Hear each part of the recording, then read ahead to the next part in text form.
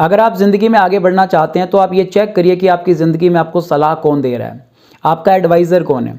आप सब जानते हैं महाभारत के अंदर भगवान श्री कृष्ण ने सलाह दी थी अर्जुन को, और जो पांचों पांडव जो भाई थे उनको कोई भी उनका बाल भी बांका नहीं कर पाया।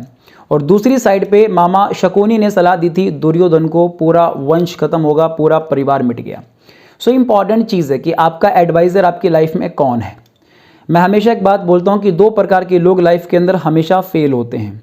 पहले वो जो हर एक इंसान की बात को सुनते हैं, और दूसरे वो जो किसी की बात नहीं सुनते हैं। ये दोनों ही लोग लाइफ के अंदर बहुत ज़्यादा ग्रोथ नहीं बना पाएंगे।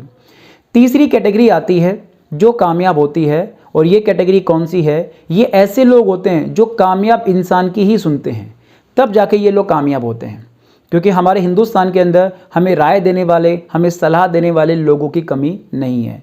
मैं अक्सर बोलता हूँ कि रायचंद, राय सिंह, राय बहादुर ये आपको गली गली, चौराहे चौराहे पे आपको मिल जाएंगे। सो बहुत सावधान रहना होता है कि आपकी ज़िंदगी में आपको कौन सलाह दे रहा है। क्योंकि आपने अक्सर नोट किया होगा, जब हम लोग शादी में कोई भी ड्रेस पहन के निकलते हैं तो दो लोग आते हैं, बोलते हैं कि यार ड्रेस कितने की है। हमने कहा 3,000 रुपये की। सामने वाला क्या बोलता है? यार कलर तो ढंग का ले आता, कलर ही अच्छा नहीं है।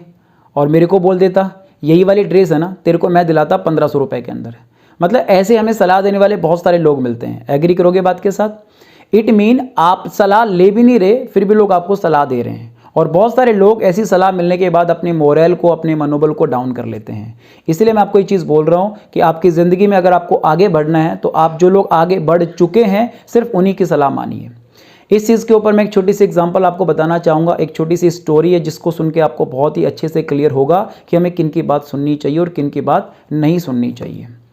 कहते एक बार आप सब जानते हैं मार्केट में मिठाई की दुकान होती है। कहते कि एक बार एक मिठाई वाले ने एक मिठाई की दुकान खोली और उस पर लिखवाया वाइट बोर्ड लगा के कि यहाँ शुद्ध व ताज़ी मिठाई मिलती है।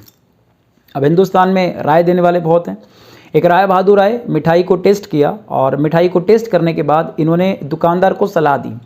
कहते भाई साहब आपके यहाँ लिखा है यहाँ शुद्ध व ताज़ी मिठाई मिलती है। कहता मिठाई की दुकान यहीं पे है ना, तो मिठाई तो यहीं पे मिलेगी ना, इसमें यहाँ लिखवाने का मतलब क्या है?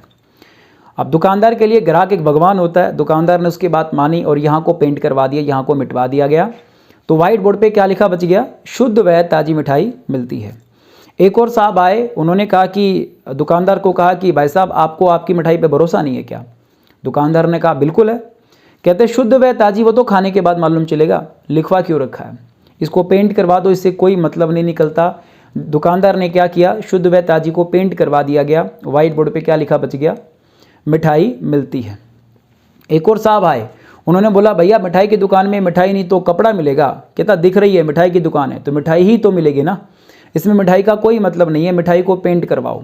तो वाइट बोर्ड से मिठाई को पेंट करवाया गया। वाइट बोर्ड पे क्या लिखा बच गया? मिलती है। और हिंदुस्तान में ऐसे लोग की कमी नहीं है, जगह जगह आपको लोग मिल जाएंगे।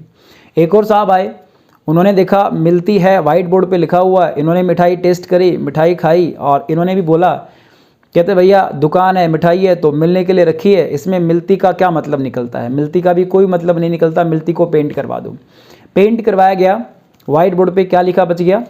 है। एक शब्द रह गया। एक और साहब आए, बोले भैया दुकान है? बोले हाँ है। बोले मिठाई भी है? बोले हाँ है।